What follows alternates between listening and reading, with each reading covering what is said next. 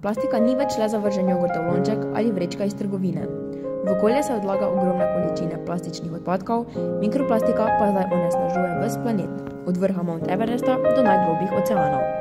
Znano je, da ljudje te drobne delce zaužijajo s hrano in vodo ter jih vdihavajo. Našli pa so jih tudi v blatu dojenčkov in odraslih. V človeški krvi so prvič odkrili mikroplastiko, saj so znanstveniki drobne delce našli pri skoraj 80% testiranih ljudi. Kaj sploh je mikroplastika? Kje jo najdemo? Mikroplastika je mikro, nevidna oziroma komaj vidna očem plastika, ki je manjša od 5 mm. Gre za zelo problematično, neekološko in splošno nevarno snov, ki jo je skoraj nemogoče odstraniti iz okolja. Pa ne samo to, je hormonski motilec, ki povzroča odmiranje celic in alergične reakcije, negativno vpliva na plodnost in tako dalje. Zakaj je mikroplastika tako problematična? Ker jo je skoraj nemogoče odstraniti iz okolja, vpliva na zdrave ljudi in živali. Lahko je transportno sredstvo za druge toksine snovi. Glede na njihov izvor jih lahko razdelimo v dve glavni kategoriji. Poznamo primarno in sekundarno mikroplastiko. Primarna mikroplastika.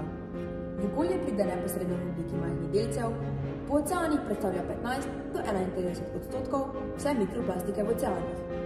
Nastaja predvsem pri pranju sintetičnih oblačil, površinski obrabi pnevmatik zaradi vožnje, uporabi proizvodov za osebno nego, kamor je namerno dodana.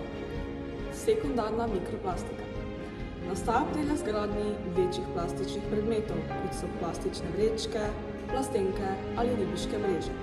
Predstavlja od 69 do 81% vse mikroplastike v oceanih.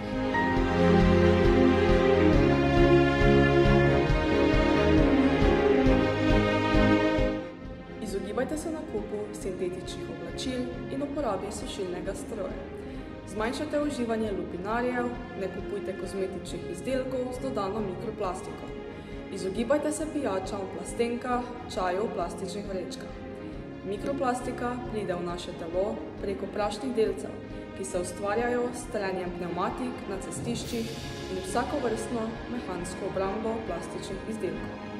Redno brisanje prahu v našem domu pomaga zmanjšati količino mikroplastike, ki bi jo lahko vdihnili. Manj plastičnih izdelkov na splošno v vašem domu znižalo tudi količino mikroplastike.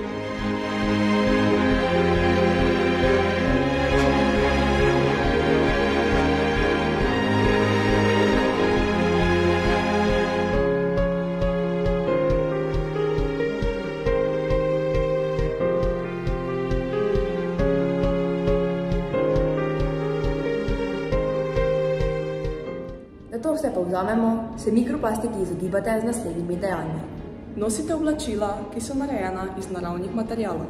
Kupujte izdelke za osebno nego, ki vsebujejo čim manj mikroplastike. Uporabljajte javna prevozna sredstva. Hrano in predmete shranjujte v steklenih oziroma plastičnih zabojih in nadomestite plastiko z drugim materialom tam, kjer lahko.